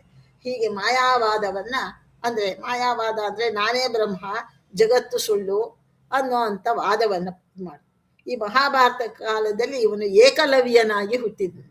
ಏಕಲವ್ಯ ಅಂದ್ರೆ ಏನು, ಅವನ ಗುರುಭಕ್ತಿಯನ್ನ ಬಹಳ ಕೊಂಡಾಡ್ತಾರೆ ಈಗಿನ ವಿಮರ್ಶಕರು. ಆ ಏಕಲವ್ಯ ಯಾರು ಅಂದ್ರೆ ಕೃಷ್ಣನ ದಾಯಾದಿ ಆಗಬೇಕು ಅಂತಲೂ ಕೂಡ ಹರಿವಂಶದಲ್ಲಿ ಹೇಳ್ತಾರೆ. ಆ ಏಕಲವ್ಯನೇ ಮಣಿಮಂತ ಅನ್ನೋ ರಾಕ್ಷಸನಾಗಿದ್ದ. ಆದ್ದರಿಂದಲೇ ಪರಮಾತ್ಮ ದ್ರೋಣರ ಮೂಲಕವಾಗಿ ಅವನ ಶಕ್ತಿಯನ್ನ ಕುಂದುಗೊಳಿಸಿ ಅವನನ್ನ ಮುಂದೆ ಸಂಹಾರ ಮಾಡ್ತಾನೆ ಅನ್ನೋ ಕಥೆಯನ್ನು ಕೇಳ್ತೇವೆ. ಹೀಗೆ ಇಲ್ಲಿ ಆ ಮಧ್ವಾಚಾರ್ಯರ ವಿಚಾರವನ್ನ ಹೇಳ್ತಾ ನಡುಮನೆ ಎಂಬ ಬ್ರಾಹ್ಮಣನ ಸತಿಯ ಜಠರದೊಳು ಅವತರಿಸಿ ಅಂತ ಹೇಳಿ ಮಧ್ವಾಚಾರ್ಯರ ತಂದೆ ತಾಯಿಗಳ ಹೆಸರನ್ನ ಸುಮಧ್ವ ವಿಜಯದಲ್ಲಿ ಹೇಳ್ತಾರೆ. ಆದ್ರೆ ಅವರ ಹೆಸರು ಸ್ಪಷ್ಟವಾಗಿ ಇಲ್ಲಿ ನಮಗೆ ಗೊತ್ತಾಗೋದಿಲ್ಲ. ಮಧ್ಯಗೇಹ ಭಟ್ಟರು ಅಂತಲೇ ಅವರನ್ನು ಹೇಳ್ಬಿಡ್ತಾರೆ. ಮಧ್ಯಗೇಹ ಅಂದ್ರೆ ನಡು ಮನೆ, ಗೇಹ ಅಂದ್ರೆ ಮನೆ, ಮಧ್ಯಗೇಹ ಅಂದ್ರೆ ನಡು ಮನೆ ಭಟ್ಟರು ಅಂತ ಹೇಳಿ ಹೇಳ್ತಾರೆ. ಅದನ್ನು ಅನುಸರಿಸಿ ನಡುಮನೆ ಅಂತ ಹೇಳಿ ಅದೇ ಹೆಸರು ಅವರಿಗೆ ಉಳಿದೋಯ್ತು. ಅಯಂ ವಾವಶಿಶು ಮಧ್ಯಮ ಪ್ರಾಣ ಅನ್ನೋ ಮಾತಿನ ಹಾಗೆ ವಾಯುದೇವರು ಮಧ್ವರಾಗಿ ಅವತಾರ ಮಾಡಿದರು. ಹೀಗೆ ಮಧ್ವನಾಮಕ ಮಧ್ಯಮ ವಾಯುಪುತ್ರರನ್ನ ವಾಯುದೇವರನ್ನ ಪುತ್ರತ್ವೇನ ಪಡಿಬೇಕು ಅನ್ನೋ ಬಯಕೆಯಿಂದ ಅವರಿಗೆ ಆ ಬಯಕೆ ಈಡೇರಿತು. ಮಧ್ಯಗೇಹ ಅನ್ನುವಂಥ ಹೆಸರು ಅವರಿಗೆ ಬಂತು. ಹೀಗೆ ಅವರು ಮಧ್ಯಗೇಹ ಭಟ್ಟರ ಮಗ ಅಂತಲೇ ಇವರನ್ನ ಕರೆದಂತ ಆಯಿತು. ಅವರು ಪೂರ್ವ ಜನ್ಮದಲ್ಲಿ ಪಾಂಡುರಾಜ ಆಗಿದ್ರಂತೆ. ಮಧ್ಯಗೇಹ ಭಟ್ಟರು ಯಾರು ಅಂದ್ರೆ ಪೂರ್ವ ಜನ್ಮದಲ್ಲಿ ಪಾಂಡುರಾಜರಾಗಿದ್ರು, ಭರದ್ವಾಜ ಮುನಿಗಳಾಗಿದ್ರು ಅಂತಲೂ ಕೂಡ ಕೆಲವು ಕಡೆ ಹೇಳ್ತಾರೆ. ಹೀಗೆ ಅವರ ಸತಿಯೊಳು ಅವತರಿಸಿ ಅವರ ಹೆಂಡತಿಯ ಗರ್ಭದಲ್ಲಿ ಬಂದಂತೆ ಅಂತ ಮಾತ್ರ ಹೇಳಿದೆ. ಸತಿಯ ಜಠರದೊಳು ಅವತರಿಸಿ ಅಂತ ಹೇಳಿದ್ದಾರೆ. ಅಂದ್ರೆ ಅಲ್ಲಿ ಅವತಾರ ಮಾಡಿದ್ರು. ಅವತಾರ ಅಂದ್ರೆ ಮೇಲಿನಿಂದ ಕೆಳಗೆ ಬರೋದು, ಅವತಾರ ಅಂತ ಕರೀತಾರೆ. ಅಂದ್ರೆ ಅವರು ಯಾವಾಗ ಬೇಕಾಗ್ತದೋ, ಅವರ ಅವಶ್ಯಕತೆ ಇದೆಯೋ ಆವಾಗ ಅವರು ತಾವು ಹುಟ್ಟಿದಂತೆ ಕಾಣಿಸಿಕೊಳ್ತಾರೆ. ಕೃಷ್ಣಾವತಾರ ಅಂತಂದ್ರೆ ಕೃಷ್ಣ ಆ ದೇವಕಿ ದೇವಿಯ ಗರ್ಭದಿಂದ ಬಂದವನಲ್ಲ, ಬಂದಂತೆ ಕಾಣಿಸಿಕೊಂಡವನು. ಹಾಗೆಯೇ ಕೂಡ ಮಧ್ವಾಚಾರ್ಯರು ಕೂಡ ಮಧ್ಯಗೇಹ ಭಟ್ಟರ ಸತಿಯ ಜಠರದೊಳು ಅವತರಿಸಿದರು ಅಂತ ಹೇಳ್ತಾರೆ. ಇನ್ನು ಭಾರತೀ ರಮಣ ಅಂತ ಹೇಳಿದ್ದಾರಲ್ಲ, ಅಂದ್ರೆ ವಾಯುದೇವರು ಮುಖ್ಯ ಪ್ರಾಣನೇ ಹೊರತು ಇನ್ನು ಬೇರೆ ಅಹಂಕಾರಿಕ ಪ್ರಾಣ ಅದು ಪ್ರವಾಹ ವಾಯು ಅಂತ ಬೇಕಾದಷ್ಟು ಇದಿದೆ. ವಾಯುದೇವರ ಇದಿದೆಲ್ಲ ನಮಗೆ ಈ ದಿಕ್ಪಾಲಕರ ಇದನ್ನು ಮಾಡಿದಾಗ ಅಲ್ಲಿ ವಾಯುದೇವರು ಅಂತ ಹೇಳಿದೆ ಅವತಾರ ಅಂತ ಹೇಳ್ತಾರೆ. ಅದು ಮುಖ್ಯ ಪ್ರಾಣ ಅಲ್ಲ. ಆ ಪ್ರವಾಹ ವಾಯು, ಅಹಂಕಾರಿಕ ವಾಯು ಅಂತ ಬೇರೆ ಬೇರೆ ವಾಯುಗಳಿದೆ. ಈ ಮಧ್ವಾಚಾರ್ಯರು ಮುಖ್ಯ ಪ್ರಾಣನೇ ಹೊರತು ಬೇರೆ ಅವಾಂತರ ವಾಯು ಅಲ್ಲ ಅನ್ನೋದನ್ನು ಹೇಳಿ ಇಲ್ಲಿ ಕೃತಿರಮಣ ಪ್ರದ್ಯುಮ್ನ ನಂದನೆ ಅನ್ನೋ ಪದ್ಯದಲ್ಲಿ ಅದನ್ನ ಹೇಳಿದ್ದಾರೆ. ಮಧ್ವಾಭಿಧಾನದಿ, ಮಧ್ವ ಅನ್ನೋ ಹೆಸರು ವೇದೋಕ್ತವಾದದ್ದು. ಮಧ್ವ ಅನ್ನೋ ಹೆಸರು ಅವರಿಗೆ ಎಲ್ಲಿ ಬಂತು? ಅವರು ಹುಟ್ಟಿದಾಗ ಅವರಿಗೆ ವಾಸುದೇವ ಅಂತ ಹೆಸರಿಟ್ರು. ಆಮೇಲೆ ಅವರನ್ನ ಪೂರ್ಣಬೋಧ ಅಂತ ಹೇಳಿ ಅವರನ್ನ ಪೂರ್ಣ ಪ್ರಜ್ಞ ಅಂತ ಕರೆದ್ರು ಅಂತೆಲ್ಲ ನಾವು ಹೇಳ್ತೇವೆ. ವೇದದಲ್ಲಿಯೇ ಅವರ ಹೆಸರನ್ನು ಉಲ್ಲೇಖ ಮಾಡಿದ್ದಾರೆ, ವೇದೋಕ್ತವಾದದ್ದು. ಬಳಿತಾ ಸೂಕ್ತದಲ್ಲಿ ಪವಮಾನ ಮಂಡಲದಲ್ಲಿ ಅದನ್ನು ಹೇಳಿದ್ದಾರೆ. ಆದ್ದರಿಂದ ಅವರು ವೇದ ಪ್ರತಿಪಾದ್ಯರಾದ ಆಚಾರ್ಯರು ಅನ್ನೋ ವಿಶೇಷವಾದ ವಿಚಾರವನ್ನ ಮಧ್ವ ಅನ್ನೋ ಹೆಸರಿನಿಂದ ಬರೆದಿದ್ದಾರೆ ಅಂತ ಹೇಳಿ ಅವರನ್ನು ಆನಂದ ತೀರ್ಥ ಅನ್ನೋ ಹೆಸರು ಕೂಡ ವಿವರಣ ರೂಪವಾದದ್ದು. ಲೋಕಕ್ಕೆ ಆನಂದವನ್ನ ಕೊಡುವಂಥವರು ತಮ್ಮ ತತ್ವಜ್ಞಾನದಿಂದ. ಆದ್ದರಿಂದ ಅವರಿಗೆ ಆನಂದ ತೀರ್ಥ ಬೇರೆಯದ ಅಂತ ಹೇಳ್ತಾರೆ. ಇಲ್ಲಿ ಗುರುಗಳು ಆಶ್ರಮ ಕಾಲಕ್ಕಾಗಲಿ ಪಟ್ಟಾಭಿಷೇಕ ಮಾಡುವ ಕಾಲದಲ್ಲಾಗಲಿ ಇರಿಸಿದ ಹೆಸರಲ್ಲ. ವೇದ ಬಲ್ಲ ಜ್ಞಾನಿಗಳು ಅರಿತ ಹೆಸರು ಅನ್ನೋದನ್ನ ಮಧ್ವ ಅನ್ನೋ ಮಾತು ಹೆಸರು ಸೂಚನೆ ಮಾಡ್ತದೆ ಅಂತೆ. ಚತುರ್ದಶ ಲೋಕಗಳು ಯಾವ್ಯಾವುದು ಅದನ್ನು ಹೇಳ್ತಾರೆ. ಮಧ್ವರನ್ನ ವಾಯುಸ್ತುತಿಯಲ್ಲಿ ತ್ರೈಲೋಕ್ಯಾಚಾರ್ಯರು ಅಂತ ಕರೆದಿದ್ದಾರೆ. ತ್ರೈಲೋಕ್ಯಾಚಾರ್ಯ ಪಾದೋಜ್ವಲ ಅಂತ ಹೇಳಿ ಅವರನ್ನು ಕರೆದಿದ್ದಾರೆ. ಇನ್ನು ಅಪ್ರತಿಮಗೊಂದಿಸುವೆ ಅಂತ ಹೇಳಿದ್ರಲ್ಲ, ಮಧ್ವಾಚಾರ್ಯರು ಹೋಲಿಕೆ ಇಲ್ಲದವರು. ಅಪ್ರತಿಮ ಅಂತಂದ್ರೆ ಯಾರಿಗೆ ಇವರನ್ನ ಹೋಲಿಸಲಿಕ್ಕೆ ಸಾಧ್ಯವೋ ಇಲ್ಲವೋ, ಇವರ ಹೋಲಿಕೆಗೆ ಯಾರು ನಿಲ್ಲೋಕೆ ಯೋಗ್ಯತೆಯೇ ಇಲ್ಲವೋ ಅವರು ಅಪ್ರತಿಮರು. ಅವರಿಗೆ ಸಮರಾದ ಬ್ರಹ್ಮದೇವರಿಗೆ ಅವತಾರ ಇಲ್ಲ. ಬ್ರಹ್ಮದೇವರಿಗೆ ಅವತಾರ ಇಲ್ಲ ಅನ್ನೋದನ್ನ ನಾವು ರಾಮಾಯಣದಲ್ಲೂ ಕೇಳಿದ್ದೇವೆ. ಮತ್ತು ಚಂದ್ರನಲ್ಲಿ ಅವರು ಅತ್ರಿ ಮಹರ್ಷಿಗಳ ಮಕ್ಕಳಾಗಿ ಚಂದ್ರನಲ್ಲಿ ತಮ್ಮ ಅಂಶವನ್ನು ಇಟ್ಟರು ಅಂತ ಕೇಳ್ತೇವೆ. ಅಂತ ಬ್ರಹ್ಮದೇವರಿಗೆ ಅವತಾರ ಇಲ್ಲ. ಇತರ ರುಜುಗಳಾರು ಆಗ ಅವತರಿಸಿಲ್ಲ. ಆದ್ದರಿಂದ ಇವರು ಅಪ್ರತಿಮರು ಅಂತ ಇವರನ್ನ ಕರೆದಿದ್ದಾರೆ. ಇವರ ಸಮಾನರಾದವರು ಯಾರೂ ಇಲ್ಲ. ಮಧ್ವಾಚಾರ್ಯರ ದೇಹ ಅತ್ಯಂತ ಸತ್ವಮಯವಾದ್ದರಿಂದ ಅದು ದಗ್ಧ ಪಟಾಯಮಾನವಾಗಿದ್ದು ನೋಡೋದಿಕ್ಕೆ ಶರೀರ ಇದೆ, ಆದರೆ ಶಾರೀರಿಕವಾದ ಗುಣಗಳು ಅವರದ್ದು ಇಲ್ಲ. ಇದಕ್ಕೆ ಅನೇಕ ಉದಾಹರಣೆಗಳು. ಅವರು 3 ತಿಂಗಳು ಮಗುವಾಗಿದ್ದಾಗಲೇ ಹುರುಳಿಯನ್ನ ತಿಂದು ಜೀರ್ಣಿಸಿಕೊಂಡ್ರು. ಸಾಮಾನ್ಯ ಶಿಶುಗಳು ಹಾಗೆ ಜೀರ್ಣಿಸ್ಕೊಳ್ಳಿಕ್ಕೆ ಸಾಧ್ಯವೇ ಅಂತ ನಾವು ಕೇಳ್ತೇವೆ.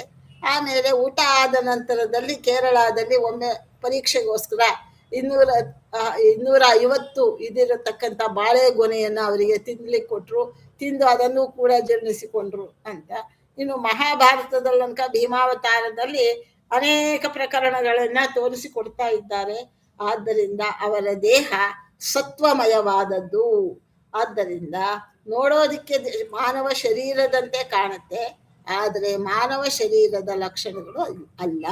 ಪರಮಾತ್ಮನು ಕೂಡ ಮಾನವ ಶರೀರದಂತೆ ನಮಗೆ ಕಾಣಿಸ್ತಾನೆ, ಆದರೆ ಮಾನವ ಶರೀರದ ದೋಷಗಳು ಪರಮಾತ್ಮನಲ್ಲಿ ಉಂಟೆ ಅಂದ್ರೆ ಇಲ್ಲ. ಹಾಗೆ ಆದ್ದರಿಂದ ಅವರನ್ನ ಅಪ್ರತಿಮರು ಅಂತ ಕರೆದಿದ್ದಾರೆ. ಪ್ರಾಕೃತ ದೇಹದ ಸಂಪರ್ಕವೇ ಇಲ್ಲದವರವರು. ಮಧ್ವಾಚಾರ್ಯರು ಕೂಡ ಮಧ್ಯಗೇಹ ಭಟ್ಟರ ಪತ್ನಿಯ ಆ ಜಠರದಲ್ಲಿ ಉದಿಸಿದವರಂತೆ ಕಂಡರೆ ಹೊರತು ತಾವು ಅವರ ಜಠರ ಇದರಲ್ಲಿ ವಾಸ ಮಾಡಿದವರು ಅಲ್ಲ. ಇನ್ನು ಇದನ್ನ ಹೀಗೆ ಹೇಳಿ ಭೀಮಸೇನ ಸಮೋ ನಾಸ್ತಿ ನಚ ಮಧ್ವ ಸಮೋ ಗುರುಹು ಅಂತ ಹೇಳ್ತಾರೆ. ಭೀಮಸೇನ ದೇವರಿಗೆ ಸಮೋ ನಾಸ್ತಿ ಉಭಯೋರಪಿ ಅಂತ ಹೇಳ್ತಾರೆ. ಇದರಲ್ಲಿ ಗೀತಾ ಇದನ್ನ ಓದಿದಾಗ ನೀವು ಹೇಳ್ತೀರಿ, ಭೀಮಸೇನ ಸಮೋ ನಾಸ್ತಿ, ಭೀಮಸೇನಿಗೆ ಸಮನಾದವರು ಯಾರೂ ಇಲ್ಲ. ಯಾಕೆಂದ್ರೆ ವಾಯುದೇವರು ಎಷ್ಟು ಶ್ರೇಷ್ಠನೋ ಭೀಮಸೇನ ದೇವರು ಅಷ್ಟೇ ಶ್ರೇಷ್ಠರಾಗಿ ಇದ್ದಾರೆ ಅಂತ. ನಚ ಮಧ್ವ ಸಮೋ ಗುರುಹು. ಅದೇ ರೀತಿಯಲ್ಲಿ ಈ ಕಲಿಯುಗದಲ್ಲಿ ಮಧ್ವರಾಗಿ ಅವತಾರ ಮಾಡಿದಂತಹ ವಾಯುದೇವರಿಗೂ ಸಮರಾದವರು ಯಾರೂ ಇಲ್ಲ ಅಂತ ಹೇಳಿ ಆ ಮಧ್ವಾಚಾರ್ಯರ ಸ್ತೋತ್ರವನ್ನ ಮಾಡ್ತಾರೆ. ಇನ್ನು ಮುಂದಿನ ಪದ್ಯದಲ್ಲಿ ಪಂಚಭೇದಾತ್ಮಕ ಪ್ರಪಂಚಕ್ಕೆ ಪಂಚರೂಪಾತ್ಮಕನೇ ದೈವತ, ಪಂಚಮುಖ ಶಕ್ರಾದಿಗಳು ಕಿಂಕರರು ಶ್ರೀಹರಿಗೆ, 25 ತತ್ವ ತರತಮ ಪಂಚಿಕೆಗಳನ್ನು ಪೇಳ್ದ ಭಾವಿ ವಿರಿಂಚಿ ಎನಿಪ ಆನಂದ ತೀರ್ಥರ ನೆನೆವೆ ನನದಿರು. ಈ ಮಂಗಳ ಗಾಂಧಿ ಪದ್ಯದ ಶ್ಲೋಕಗಳನ್ನು ಮಾತ್ರ ಸ್ವಲ್ಪ ವಿವರವಾಗಿ ಹೇಳ್ತೇನೆ. ಮಿಕ್ಕಿದ ಪದ್ಯಗಳನ್ನ ನಾವು ಸಂಕ್ಷೇಪವಾಗಿ ನೋಡ್ತಾ ಹೋಗೋಣ ಅಂತ ಹೇಳ್ತಾ, ಈ ಪಂಚಭೇದಾತ್ಮಕ ಪ್ರಪಂಚಕ್ಕೆ ಪಂಚರೂಪಾತ್ಮಕನೇ ದೈವಕ, ಪಂಚಮುಖ ಶಕ್ರಾದಿಗಳು ಕಿಂಕರರು ಶ್ರೀಹರಿಗೆ, 25 ತತ್ವ ತರತಮ ಪಂಚಿಕೆಗಳನ್ನು ಪೇಳ್ದ ಭಾವಿ ವಿರಿಂಚಿ ಎನಿಪ ಆನಂದ ತೀರ್ಥರ ನೆನೆವೆ ನರದಿರು.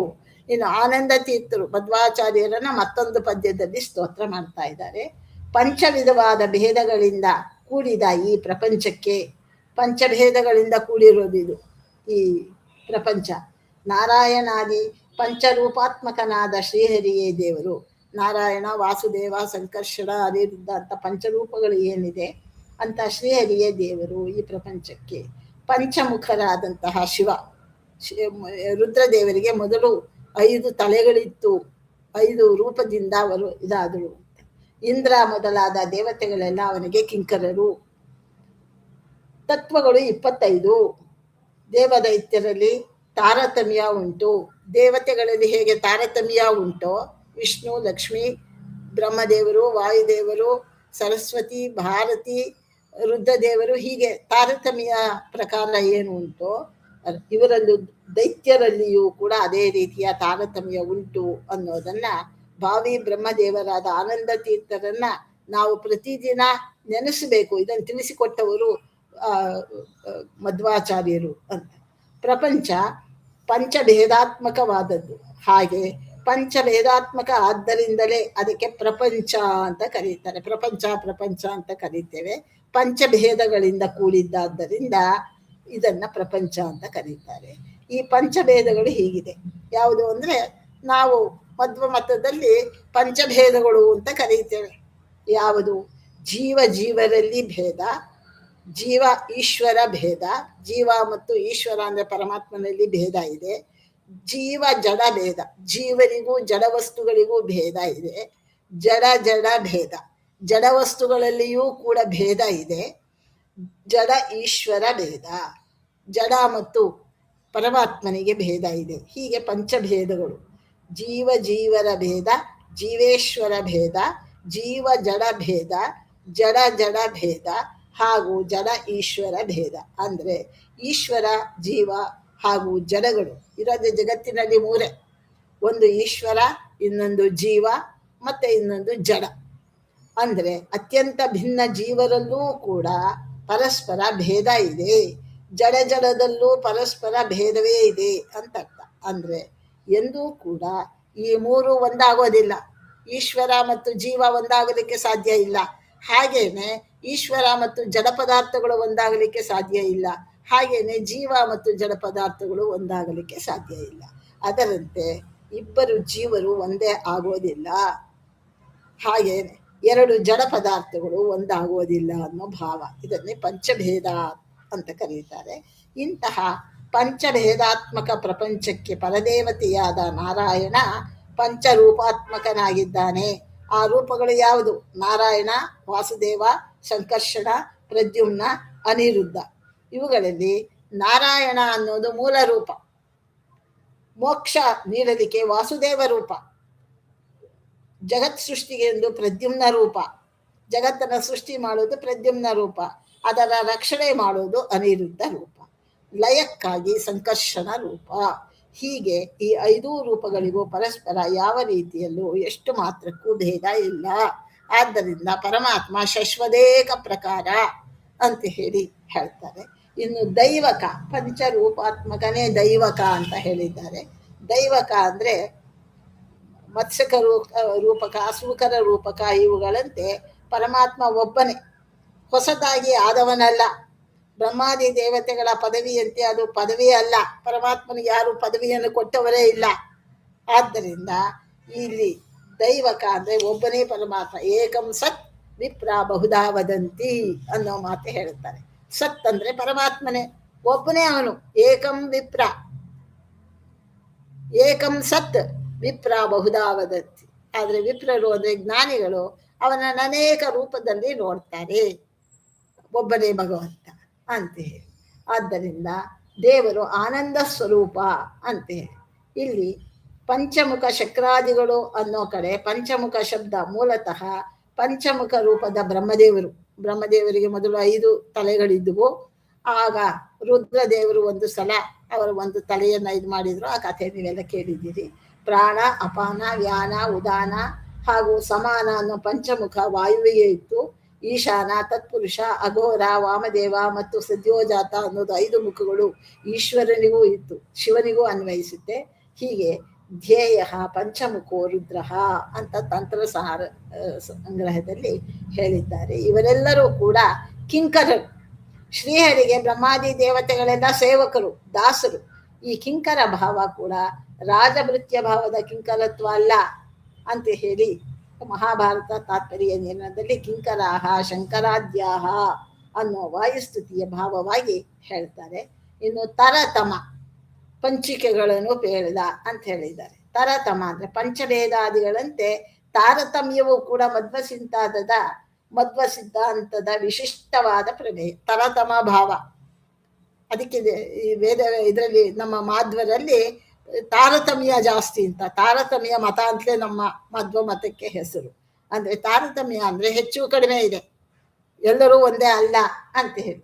ಅದು ನಿತ್ಯ ಜೀವನದಲ್ಲೇ ಪ್ರತಿಯೊಬ್ಬರ ಅನುಭವಕ್ಕೂ ಬಂದಿರುವ ಮಹಾಪ್ರಮೇಯ. ಅದು ಜಗತ್ತನ್ನೇ ಮಿಥ್ಯೆಯಿಂದ ಅದ್ವೈತ ಆಗಲಿ, ಮುಕ್ತ ಜೀವರಿಗೂ ಪರಮಾತ್ಮನಿಗೂ ಆನಂದ ಸಮಯವನ್ನು ಹೇಳುವ ವಿಶಿಷ್ಟಾದ್ವೈತಗಳಾಗಲಿ ಇದನ್ನ ನಿರೂಪಣೆ ಮಾಡಲಿಕ್ಕೆ ಸಾಧ್ಯವೇ ಇಲ್ಲ. ಅವರು ತಾರತಮ್ಯವನ್ನು ಒಪ್ಪೋದಿಲ್ಲ. ಅವರಿಗೆ ನಿರೂಪಣೆ ಮಾಡಲಿಕ್ಕೂ ಬರೋದಿಲ್ಲ. ಭಗವಂತನನ್ನ ನಾವೇ ಭಗವಂತ ಅಂತ ಹೇಳ್ತಾರೆ. ವಿಶಿಷ್ಟಾದ್ವೈತಿಗಳು ಏನು ಹೇಳ್ತಾರೆ, ಇಲ್ಲೆಲ್ಲ ಇದಿದೆ, ಆದರೆ ಮೋಕ್ಷದಲ್ಲಿ ಜೀವನು ಪರಮಾತ್ಮನು ಒಂದೇ ಅಂತ ಅವರು ಹೇಳ್ತಾರೆ. ಅದೆಲ್ಲ ಅನಾದಿ ನಿತ್ಯ ಆದದ್ದು ತಾರತಮ್ಯ ಅನ್ನೋದನ್ನ ಮಧ್ವ ಮತ ಪ್ರತಿಪಾದನೆ ಮಾಡ್ತದೆ. ಸಂಸಾರದಲ್ಲಿ ಹೇಗೋ ಮುಕ್ತಿಯಲ್ಲೂ ಉಳಿಯುವಂಥದ್ದು, ಈ ಜಗತ್ತಿನಲ್ಲಿ ಹೇಗೆ ತಾರತಮ್ಯ ಇದೆಯೋ ಹಾಗೇನೆ ಇದರಲ್ಲೂ ತತ್ವಜ್ಞಾನದಲ್ಲೂ ಕೂಡ ತಾರತಮ್ಯವನ್ನು ಹೇಳ್ತಾರೆ. ಮೋಕ್ಷದಲ್ಲೂ ಕೂಡ ಪರಮಾತ್ಮನಿಗೂ ಜೀವನಿಗೂ ತಾರತಮ್ಯ ಉಂಟು, ವ್ಯತ್ಯಾಸ ಉಂಟು ಅನ್ನೋದನ್ನ ಹೇಳ್ತಾರೆ. ಇದನ್ನ ಪಂಚವಿಂಶತಿ ತತ್ವ ಅಂದ್ರೆ ಅವ್ಯಕ್ತಾದಿ ಚತುರ್ವಿಂಶತಿ ತತ್ವಗಳ ಬಗ್ಗೆ ಈ 6ನೇ ಪದ್ಯದಲ್ಲಿ ನಾವು ಹೇಳಿದ್ದೇವೆ. ಯಾಕೆಂದ್ರೆ 24 ತತ್ವಗಳು, ಮತ್ತೆ ಭಗವಂತ ಅದನ್ನು ನಿಯಾಮಕ ಮಾಡ್ತಾನೆ. ಆ 25ನೆಯ ತತ್ವ ಶ್ರೀಹರಿ. ಅದರಿಂದ ಒಟ್ಟು ಪಂಚವಿಂಶತಿ ತತ್ವ ಅಂತ ಹೇಳಿ. ಹೀಗೆ ವೈದಿಕ ತತ್ವಶಾಸ್ತ್ರಕ್ಕೆ ಸಾಂಖ್ಯಶಾಸ್ತ್ರ ಅಂತ ಕರೀತಾರೆ. ಇಂತಹ ಇದನ್ನು ಮಾಡಿದವರು ನಮ್ಮ ಮಧ್ವಾಚಾರ್ಯರು ತಿಳಿಸಿಕೊಟ್ಟವರು. ಭಾವಿ ವಿರಿಂಚಿ ಅನ್ನೋದು ಮಧ್ವಾಚಾರ್ಯರ ಮತ್ತೊಂದು ಹಿರಿಮೆ. ಭಾವಿ ವಿರಿಂಚಿ ಅಂದ್ರೆ ಮುಂದೆ ಬ್ರಹ್ಮ ಪದವಿಗೆ ಬರುವವರಿವರು ಭಾವಿ ಬ್ರಹ್ಮರು ಅಂತ ಕರೀತಾರೆ. ಇದು ಶ್ರುತಿ ಸಿದ್ಧವಾದ ಪ್ರಮೇಯ. ಹನುಮಂತ ಭಾವಿ ಬ್ರಹ್ಮ ಅನ್ನೋದು ವಾಲ್ಮೀಕಿ ರಾಮಾಯಣದಲ್ಲೂ ಕೂಡ ರಾಮದೇವರೇ ಹೇಳಿದ್ದಾರೆ ಅವರಿಗೆ ಇದು ಮಾಡಿ. ಹೀಗೆ ಜೀವರ ಲಿಂಗದೇಹವನ್ನೇ ವಿರಜಾ ಸ್ನಾನದ ಮೂಲಕ ಬಿಡಿಸುವ ವಿಶಿಷ್ಟ ಕಾರ್ಯ ಬ್ರಹ್ಮದೇವರು ಮಾಡ್ತಾರೆ. ಬ್ರಹ್ಮವಾಯುಗಳಿಗೆ ಈ ಹೆಸರು ಅತ್ಯಂತ ಉಚಿತವಾದದ್ದು ಅಂತ ಹೇಳಿದ್ದಾರೆ. ಮಧ್ವ ಸಿದ್ಧಾಂತ ಆನಂದಕರವಾದ ಸಿದ್ಧಾಂತ. ಅದನ್ನ ಕೊಟ್ಟಂತಹ ಪ್ರಪಂಚಕ್ಕೆ ನೀಡಿದಂತಹ ಮಧ್ವರು ಆನಂದ ತೀರ್ಥರು ಅನ್ನೋದನ್ನ ಅವರ ಸಿದ್ಧಾಂತ.